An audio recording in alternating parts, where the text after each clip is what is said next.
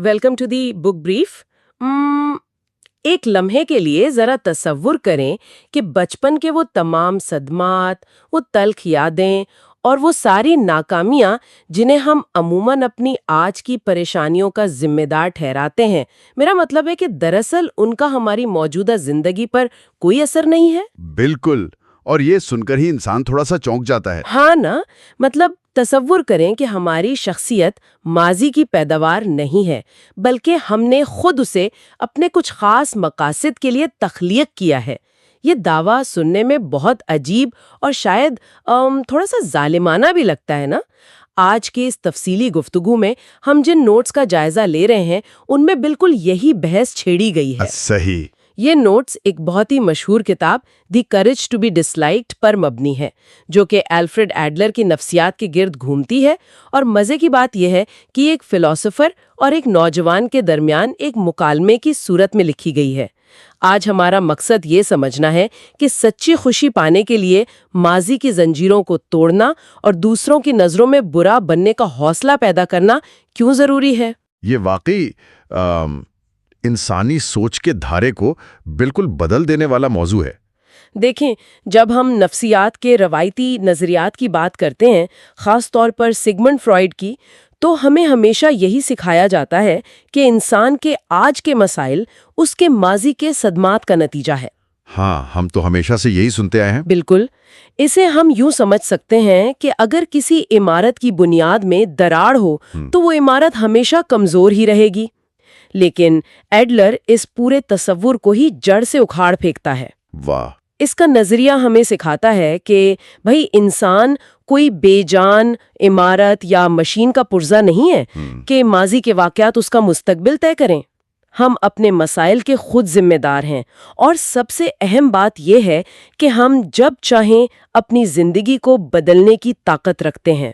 तो इसका मतलब है कि जिन नोट्स को आज हम देख रहे हैं, उनमें सबसे चौंका देने वाली बात यही है कि माजी के सदमे, या जिसे हम ट्रॉमा कहते हैं, उसका तो कोई वजूद ही नहीं होता। हाँ, एडलर के मुताबिक बिल्कुल नहीं। सच कहूं तो पहली बार ये पढ़कर मुझे एक अजीब सी उलझन महसूस हुई। मतलब हमने तो हमेशा सुना है कि बचपन का कोई बुरा वाकया इंसान पर जिंदगी भर के लिए गहरे निशान छोड़ जाता है। अगर ट्रॉमा हकीकत में कुछ नहीं है, तो फिर वो लोग जो खौफ, घबराहट या किसी फोबिया का शिकार है, उनका क्या? उनकी हालत को हम कैसे समझेंगे? यहाँ हमें रिवायती नफ्सियात और एडलर के नज़रिए के बुनियादी फ़र्क को गहराई से समझना होगा। देखें, रिवायती नफ्सियात माजी में वजूहात तलाश करने पर जोर देती है। इसे एटियोलॉजी कहते हैं। वो मानती है कि फलां वाक़या माजी में हुआ था, इसलिए आज ये नतीजा निकला। सही। लेकिन एडलर का नज़रिया माजी की वजूहात के बजाय हमारे मौजूदा मकासद पर फोकस करता है, जिसे टेलियोलॉजी कहा जाता है। उसका मानना है कि इंसान माजी के बोझ तले दबकर नहीं चलता, बल्कि वो अपने हाल के मकासद को हासिल करने के लिए रवैये तख्लीक करता है। रवैये तख्लीक करता है? मतलब कैसे? मिसाल के तौर पर किताब के नोट्स में एक नौजवान का जिक्र है जो कई सालों से अपने कमरे से बाहर ही नहीं निकला। अब जब भी वो बाहर जाने का बस सोचता भी है तो उसे शदीद घबराहट होने लगती है, दिल की धड़कन तेज हो जाती है। हाँ, जिसे आम तौर पर हम पैनिक अटैक कहते हैं। बिल्कुल। अब एक रिवायती माहिर नफ्सियात उसे देखकर फौरन कहेगा कि माजी में जरूर उसके साथ कुछ बुरा हुआ होगा, शायद स्कूल में तंग किया गया हो, या वालिदैन का रवैया सख्त हो जिसके खौफ ने उसे कमरे तक महदूद कर दिया है। तो क्या एडलर के मुताबिक वो नौजवान बस एक ड्रामा कर रहा है? क्योंकि अगर वो डर की वजह से अंदर नहीं है, तो उसका कमरे में बंद रहने का फैसला तो खुद को नुकसान पहुंचाने वाली बात लगती है। इसमें भला उसका क्या मकसद हो सकता है? नहीं, वो बीमारी का ड्रामा बिल्कुल नहीं कर रहा। उसकी घबराहट, पसीना आना, ये सब बिल्कुल असली है। अच्छा। लेकिन एडलर का फलसफा ये कहता है कि उसने माजी के खौफ की वजह से अंदर रहने का फैसला नहीं किया, बल्कि हकीकत ये है कि उसने अंदर रहने का एक मकसद चुन लिया है। मकसद? कैसा मकसद? अपने वालिदैन की मुकम्मल तवज्जो और हमदर्दी हासिल करना। जरा सोचें, जब वो कमरे में बंद रहता है तो उसके वालिदैन उसकी हर ज़रूरत का ख्याल रखते हैं, एहतियात से पेश आते हैं। वो पूरे घर की तवज्जो का मरकज़ बन जाता है। او مطلب اگر وہ باہر جائے گا تو وہ ویسے عام انسان بن جائے گا؟ بالکل، اگر وہ ہمت کر کے باہر قدم رکھے گا تو وہ ایک عام سا انسان بن جائے گا جس پر شاید کوئی توجہ نہ دے اور اسے مشکلات کا سامنا کرنا پڑے۔ تو اس عام انسان بننے سے بچنے کے لیے اس کا ذہن اور جسم وہ خوف پیدا کر رہا ہے۔ گھبراہٹ سبب نہیں ہے بلکہ اپنا مقصد حاصل کرنے کا ایک اوزار ہے۔ یہ تو واقعی ایک انتہائی گہری اور سوچنے پر مجبور کر دینے والی بات ہے۔ یعنی ذہن نے جسم کو ایک سگنل دیا جس نے حقیقت میں وہ کیفیت پیدا کر دی تاکہ مقصد پورا ہو سکے۔ جی ہاں، بالکل ایسا ہی ہے۔ لیکن اگر ہم اس اصول کو روزمرہ کے چھوٹے واقعات پر لاگو کریں تو کیا یہ وہاں بھی کام کرتا ہے؟ فرض کریں، اور یہ نوٹس میں دی گئی ایک بڑی زبردست مثال بھی ہے، کہ میں ایک کافی شاپ میں بیٹھی ہوں، میں نے ایک بہت مہنگی اور نئی جیکٹ پہنی ہے۔ صحیح۔ اب ایک ویٹر پاس سے گزرتا ہے اور غلطی سے کافی میری جیکٹ پر گرا دیتا ہے۔ میں فوراً غصے میں پاگل ہو کر اس پر چیخنے لگتی ہوں۔ اب آپ بتائیں، اس منظر میں کوئی مقصد کہاں سے آ گیا؟ یہ تو بس ایک اچانک ہونے والا واقعہ تھا جس نے قدرتی طور پر غصہ پیدا کر دیا۔ میں نے تو سوچ سمجھ کر غصہ نہیں بنایا نا۔ یہیں پر ہم اکثر دھوکہ کھا جاتے ہیں۔ ہم سمجھتے ہیں کہ غصہ ایک ایسا جذبہ ہے جو اچانک بے قابو ہو کر ہم پر حاوی ہو جاتا ہے، لیکن ایڈلر کے نزدیک یہ تاثر غلط ہے۔ اس واقعے میں گاہک کو بے قابو غصہ نہیں آیا تھا۔ تو پھر کیا ہوا تھا؟ حقیقت یہ ہے کہ گاہک نے ویٹر پر اپنا روب جمانے، اسے فوراً شرمندہ کرنے اور بات منوانے کا مقصد چنا، اور اس مقصد کو تیزی سے پورا کرنے کے لیے اس نے غصے کو ایک ہتھیار کے طور پر استعمال کیا۔ ایک ہتھیار کے طور پر؟ جی، وہ چاہتا تو سکون سے بھی بات کر سکتا تھا، ویٹر کو بتا سکتا تھا کہ جیکٹ خراب ہو گئی ہے اور مینیجر کو بلانا چاہیے، لیکن پرسکون بات چیت میں وقت لگتا ہے نا، اور اس سے دوسرا شخص فوراً دباؤ میں نہیں آتا، اس لیے اس نے فوراً غصہ پیدا کیا۔ واہ، تو گویا غصہ ایک ایسی چیز ہے جسے ہم الماری سے نکال کر پہن لیتے ہیں جب ہمیں ضرورت ہوتی ہے۔ یہ بات کچھ جانی پہچانی لگ رہی ہے۔ مطلب ہم نے اکثر گھروں میں دیکھا ہے کہ ایک ماں اپنی بیٹی پر شدید غصے میں چیخ رہی ہوتی ہے۔ ہاں بالکل۔ اچانک فون کی گھنٹی بجتی ہے، ماں فون اٹھاتی ہے اور پتہ چلتا ہے کہ فون پر بیٹی کی اسکول ٹیچر ہے۔ اب وہی ماں جو ایک سیکنڈ پہلے بھڑک رہی تھی، اس کا لہجہ فوراً نرم ہو جاتا ہے، وہ بہت تمیز سے بات کرتی ہے، اور جیسی فون بند کرتی ہے اس کا غصہ دوبارہ وہیں سے شروع ہو جاتا ہے۔ بالکل درست۔ یہ مثال واضح کرتی ہے کہ ماں اپنے غصے پر قابو پانے سے آری نہیں تھی۔ جب ٹیچر کا فون آیا تو اسے ایک نئے شائستہ رویے کی ضرورت تھی، تو اس نے فوراً اپنے غصے کے ہتھیار کو میان میں رکھ لیا۔ صحیح۔ اور جیسے ہی فون بند ہوا، اسے بیٹی پر اپنا غلبہ قائم رکھنے کے لیے دوبارہ اس ہتھیار کی ضرورت پڑی تو اس نے اسے دوبارہ نکال لیا۔ غصہ حالات کا بے قابو نتیجہ نہیں تھا، بلکہ کنٹرول حاصل کرنے کا ایک خریدا ہوا جذبہ تھا۔ اگر ہم غصے یا گھبراہٹ جیسے جذبات کو محض دوسروں پر کنٹرول حاصل کرنے کے لیے استعمال کر رہے ہیں تو اس کا سیدھا سا مطلب یہ ہوا کہ ہماری ان تمام جذباتی الجھنوں کی اصل وجہ کوئی اور نہیں بلکہ ہمارے ارد گرد موجود انسان ہے۔ بالکل صحیح سمجھیں آپ۔ تو کیا ہم یہ نتیجہ نکال سکتے ہیں کہ ہمارے سارے اندرونی مسائل دراصل دوسروں کے ساتھ جڑے ہوئے ہیں؟ کیونکہ نوٹس میں ایک جگہ یہ دعویٰ بھی کیا گیا ہے کہ زندگی کے تمام مسائل دراصل انسانی تعلقات کے مسائل ہیں۔ جی ہاں، اور یہ ایڈلر کی نفسیات کا ایک بہت بڑا ستون ہے۔ اس کا ماننا ہے کہ اگر اس کائنات سے باقی تمام انسانوں کو ہٹا دیا جائے اور صرف ایک انسان تنہا رہ جائے تو دنیا کا کوئی بھی مسئلہ، کوئی پریشانی باقی نہیں رہے گی۔ کوئی پریشانی نہیں رہے گی؟ نہیں۔ یہ تھوڑا سا ہاں، کیونکہ ہمارے سارے دکھ، احساس کمتری، خوبصورت دکھنے کی خواہش یا دولت کمانے کی دوڑ، یہ سب صرف اس لیے پیدا ہوتے ہیں کیونکہ ہم دوسروں کے ساتھ تعلق میں ہیں۔ دوسروں کے بغیر نہ تو کوئی موازنہ ہوگا اور نہ ہی کسی احساس کمتری کی کوئی گنجائش بچے گی۔ احساس کمتری کا ذکر آیا تو مجھے نوٹس میں دی گئی ایک بڑی زبردست مثال یاد آ رہی ہے۔ فلاسفر اپنے قد کے حوالے سے بات کرتا ہے۔ اس کا قد تقریباً 61 انچ ہے، یعنی 5 فٹ 1 انچ۔ وہ کہتا ہے کہ یہ قد بذات خود کوئی مسئلہ یا نقص نہیں ہے۔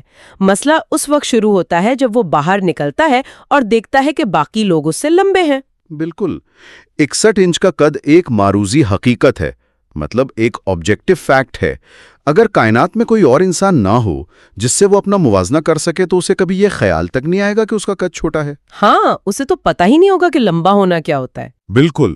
جب وہ دوسروں کے ساتھ موازنہ کرتا ہے تو وہ اپنے ہی قد کو ایک خامی سمجھنے لگتا ہے.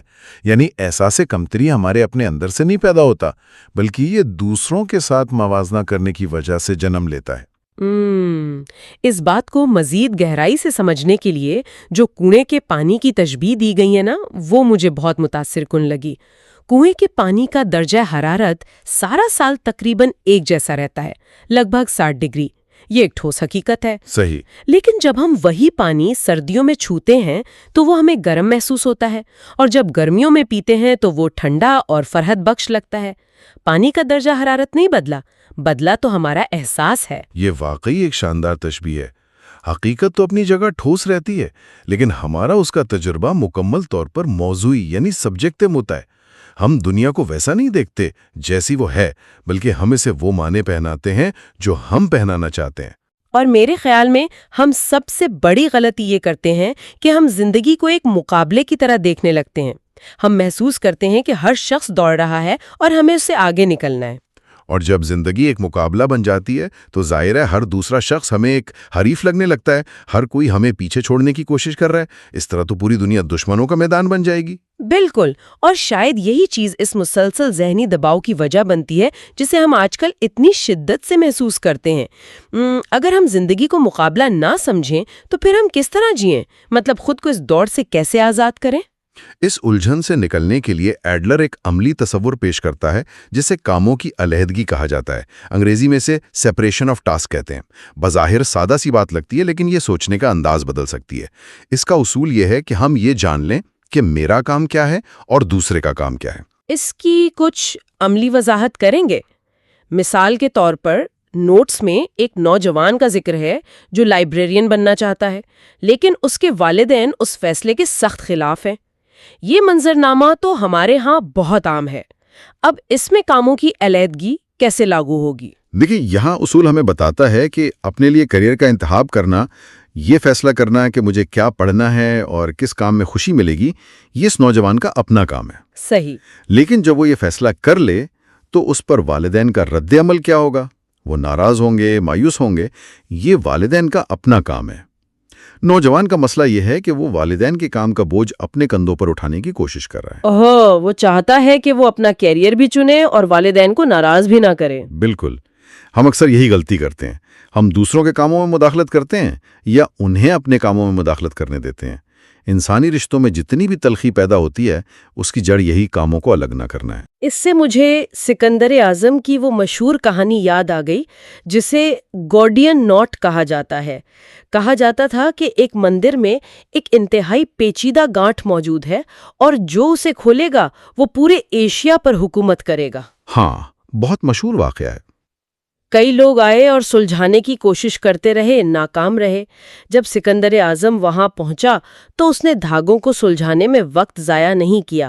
اپنی تلوار نکالی اور ایک ہی وار میں اس گانٹھ کو کاٹ کر رکھ دیا. بالکل ایسا ہی ہے. انسانی رشتوں کے معاملے میں بھی بعض اوقات ہمیں یہی کرنا پڑتا ہے. ہم نے اپنے رشتوں کو انعام اور سزا کی توقعات سے اتنا الجھا دیا ہے کہ انہیں سلجھانا ناممکن ہو چکا ہے. تو ہمیں اس کاموں کی علیحدگی کی تلوار سے ان گانٹھوں کو کاٹنا پڑتا ہے. جی، ہمیں یہ توقع ختم کرنی پڑتی ہے کہ اگر ہم کچھ اچھا کریں گے تو بدلے میں ہمیں شاباش ملے گی یا لوگ ہمیں پسند کریں گے. لیکن یہاں میں ایک بہت اہم سوال اٹھانا چاہوں گی. یہ جو نظریہ ہے کہ ہم اپنے کام سے کام رکھیں اور اس بات کی بالکل پرواہ نہ کریں کہ کوئی ہمارے بارے میں کیا محسوس کر رہا ہے، کیا یہ بہت زیادہ خود غرضانہ نہیں ہے؟ مطلب اگر ہم دوسروں کی توقعات کو اہمیت نہ دیں تو کیا ہم سب کی نظروں میں برے اور اڑیل نہیں بن جائیں گے؟ اس سوال کا جواب ہی اس کتاب کی اصل روح ہے. ہاں، آپ برے بن سکتے ہیں، اور سچی آزادی دراصل یہی ہے، ناپسند کیے جانے کا حوصلہ پیدا کرنا. The courage to be disliked. واہ. جب تک انسان اس بات سے ڈرتا رہے گا کہ لوگ اسے کیا کہیں گے، جب تک وہ دوسروں کی توقعات کو پورا کرنے کے لیے جیتا رہے گا، وہ کبھی آزاد نہیں ہو سکتا. جس دن اسے پرواہ نہیں رہتی کہ کوئی اسے ناپسند کر رہا ہے اور وہ یہ سمجھ لیتا ہے کہ ان کی ناپسندیدگی ان کا کام ہے، تبھی وہ آزادی سے جی سکتا ہے. بالکل الگ کر لیں تو کیا اس کا نتیجہ یہ نہیں نکلے گا کہ ہم بالکل اکیلے رہ جائیں گے؟ رشتوں کی پھر کیا اہمیت رہ جائے گی؟ یہ ایک بہت فطری الجھن ہے، لیکن ایڈلر اس کا بہت خوبصورت جواب دیتا ہے. وہ کہتا ہے کہ کاموں کی علیحدگی انسانوں سے کٹ جانے کا نام نہیں ہے، یہ صرف شروعات ہے۔ اچھا، جی، یہ کسی بھی صحت مند رشتے کا پہلا قدم ہے۔ اس کی آخری منزل ایک تصور ہے جسے وہ سماجی احساس یا کمیونٹی فیلنگ کہتا ہے۔ اس کا مطلب ہے یہ ماننا کہ دوسرے انسان ہمارے دشمن نہیں، ہمارے ساتھی ہیں۔ لیکن یہاں ایک شرط ہے۔ کیسی شرط؟ اچھے اور مضبوط تعلقات بنانے کے لیے ہمیں نہ تو کسی کی تعریف کرنی چاہیے اور نہ ہی کسی پر تنقید۔ نو پریز، نو ریبیوک۔ ایک منٹ رکیے، تنقید سے منع کرنا تو سمجھ میں آتا ہے، لیکن تعریف کرنے میں کیا برائی ہے؟ ہم تو بچپن سے یہی سیکھتے آئے ہیں کہ تعریف کرنے سے انسان کی حوصلہ افزائی ہوتی ہے۔ بظاہر تعریف کرنا ایک مثبت عمل لگتا ہے، لیکن نفسیاتی نقطۂ نظر سے تعریف ہمیشہ ایک عمودی تعلق یعنی ورٹیکل ریلیشن شپ کو ظاہر کرتی ہے۔ عمودی تعلق؟ اس کا کیا مطلب ہوا؟ اس کا مطلب ہے کہ ایک شخص اوپر ہے اور دوسرا نیچے ہے۔ تعریف ہمیشہ وہ شخص کرتا ہے جو رتبے یا قابلیت میں خود کو دوسرے سے بالاتر سمجھتا ہے۔ ذرا اس مثال پر غور کریں۔ اگر گھر میں ایک چھوٹا بچہ برتن دھوتا ہے تو ماں اسے کہتی ہے، شاباش، تم نے بہت اچھا کام کیا۔ ہاں، بالکل کہتی ہے۔ لیکن اگر وہی برتن شوہر دھوئے تو کیا بیوی اسے کہے گی، شاباش شوہر، تم نے بہت اچھا کام کیا؟ نہیں، وہ ایسا بالکل نہیں کہے گی۔ کیوں نہیں کہے گی؟ کیونکہ شوہر کے ساتھ اس کا تعلق برابری کا ہے۔ اس کا مطلب یہ ہوا کہ جب ہم کسی کو شاباش دیتے ہیں تو لاشعوری طور پر ہم اسے جانچ رہے ہوتے ہیں اور خود کو اس سے بہتر سمجھ رہے ہوتے ہیں۔ یہ زاویہ تو میں نے کبھی سوچا ہی نہیں تھا۔ تو پھر ہم کیا کریں؟ اگر کوئی واقعی کچھ اچھا کرے تو شاباش کے بجائے ہمارے پاس کیا متبادل ہے؟ ایڈلر کہتے ہیں کہ ہمیں یہ عمودی تعلقات ختم کر کے افقی تعلقات یعنی ہارزونٹل ریلیشن شپس بنانے چاہیے۔ برابری کی بنیاد پر تعلقات۔ تعریف کرنے کے بجائے صرف سچے دل سے شکریہ ادا کریں۔ صرف شکریہ؟ ہاں، بتائیں کہ مجھے بہت خوشی ہوئی یا اس کام سے میری بہت مدد ہوئی۔ جب ایک انسان کو محسوس ہوتا ہے کہ اس کے عمل سے کسی کی مدد ہوئی ہے تو اس کے اندر اپنی اہمیت کا شدید احساس پیدا ہوتا ہے، اور یہ افادیت کا احساس تعریف سے کہیں زیادہ طاقتور ہے۔ اگر ہم اس ساری بحث کو خوشی تلاش کرنے کے حوالے سے سمیٹیں تو نوٹس میں خوشی پانے کے لیے 3 اہم قدم بتائے گئے ہیں۔